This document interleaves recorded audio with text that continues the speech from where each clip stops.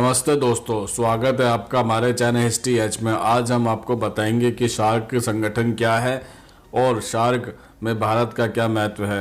दक्षिण एशियाई क्षेत्रीय संगठन सार्क दक्षिण एशिया के 8 देशों का आर्थिक और राजनीतिक संगठन है।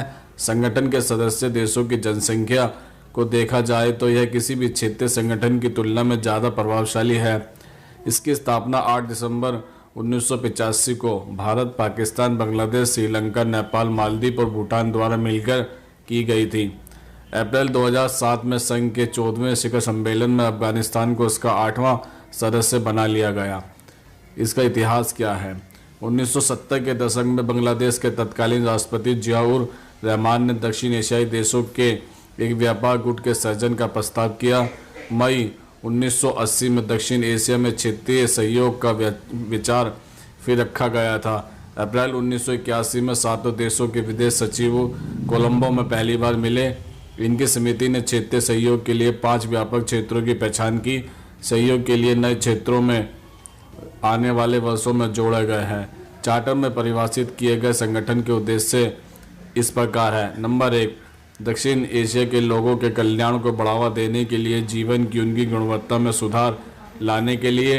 नंबर 2, क्षेत्र में आर्थिक विकास, सामाजिक प्रगति और सांस्कृतिक विकास में तेजी लाने और सभी व्यक्तियों को स्वाभिमान के साथ रहने और अपनी पूरी क्षमता का एहसास करने का अवसर प्रदान करने के लिए। नंबर 3, दक्षिण एशिया के देशों के बीच सामूहिक आत्मनिर्भरता को बढ़ावा देने और मजबूत प्रदान करने के लिए। नंबर 4, आपसी विश्वास, एक दूसरे समस्याओं के प्रति समझ बढ़ाने के लिए। नंबर 5, आर्थिक, सांस्कृतिक, तकनीकी, सामाजिक और वैज्ञानिक क्षेत्रों में सक्रिय सहयोग और आपसी सहयोग को बढ़ावा देने के लिए। नंबर 6, अन्य विकासशील देशों के साथ सहयोग को मजबूत बनाने के लिए।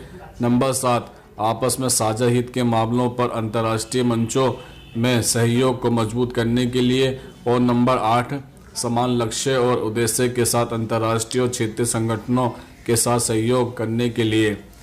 दक्षिण एशियाई क्षेत्रीय सहयोग पर इस घोषणा को 1983 में नई दिल्ली में विदेश मंत्रियों द्वारा अपनाया गया था। बैठक के दौरान मंत्रियों ने 9 सहमत क्षेत्रों अर्थात कृषि, ग्रामीण विकास, दूरसंचार, मौसम, स्वास्थ्य और जनसंख्या क्रियाओं में पर्यावरण, डाक सेवा, विज्ञान और प्रौद्योगिकी और खेल, कला, संस्कृति में एकीकृत कार्य योजना की शुरुआत की। दक्षिण एशियाई क्षेत्रीय संगठन सार्क की स्थापना 8 दिसंबर 1985 को बांग्लादेश, भूटान, भारत, मालदीव, नेपाल, पाकिस्तान और श्रीलंका के प्रमुखों द्वारा उक्त चार्टर को औपचारिक रूप से स्वीकार किए जाने के साथ हुई थी। 13 नवंबर 2005 को भारत के प्रयास से इस क्षेत्रीय समूह में अफगानिस्तान को शामिल किया गया और 3 अप्रैल 2007 को 8वां सदस्य बना लिया गया। अप्रैल 2006 में संयुक्त राज्य अमेरिका और दक्षिण कोरिया के पर्यवेक्षक का दर्जा प्रदान किए जाने का औपचारिक अनुरोध किया गया। यूरोपीय संघ ने भी पर्यवेक्षक बनने में दिलचस्पी दिखाई और जुलाई 2006 में सार्क मंत्रिपरिषद की बैठक में इस बाबत औपचारिक अनुरोध प्रस्तुत किया गया। 2 अगस्त 2006 को सार्क देशों के विदेश मंत्रियों ने सिद्धांत रूप में अमेरिका, दक्षिण कोरिया और यूरोपीय संघ को पर्यवेक्षक का दर्जा देने के लिए सहमत हुए। 4 मार्च 2007 को ईरान ने पर्यवेक्षक का दर्जा प्रदान किए जाने का अनुरोध किया। इसके बाद मॉरिशस ने संगठन में प्रवेश किया।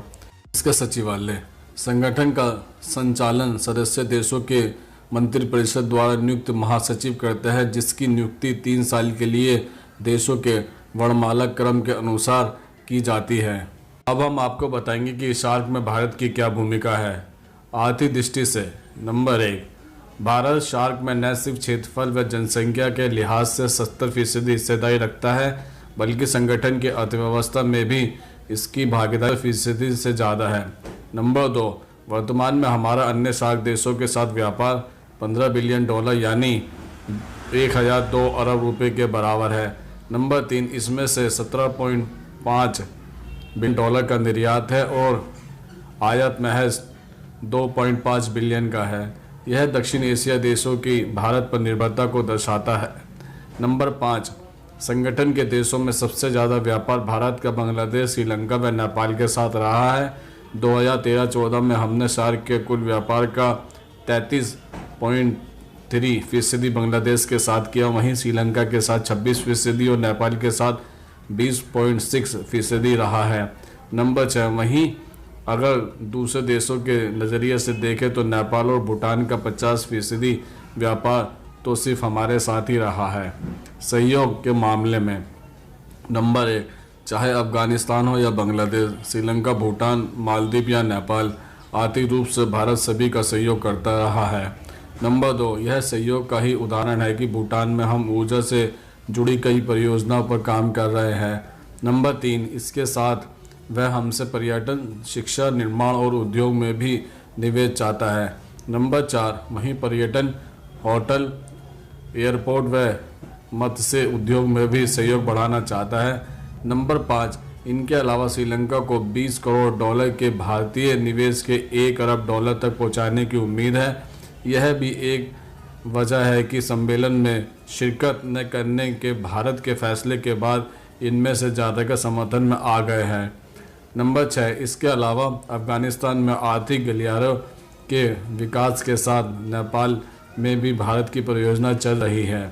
कूटनीतिक नज़रिए से नंबर 1, इतिहास में झांके तो यह सब किसी न किसी तरह से भारत के ही भूभाग है।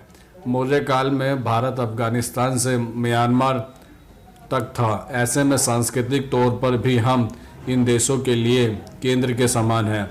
नंबर 2, वहीं अब सार्क के 8 सदस्य देशों में से 4 पाकिस्तान, नेपाल, भूटान, बांग्लादेश भारत के साथ सीमा साझा कर रहे हैं। नंबर 3, सार्क के किसी और देश की स्थिति ऐसी नहीं है और यही बात हमें कूटनीतिक दृष्टि से महत्वपूर्ण बनाती है। तो दोस्तों, आज हमने आपको बताया कि सार्क क्या है और सार्क में भारत की क्या भूमिका है। नमस्कार दोस्तों।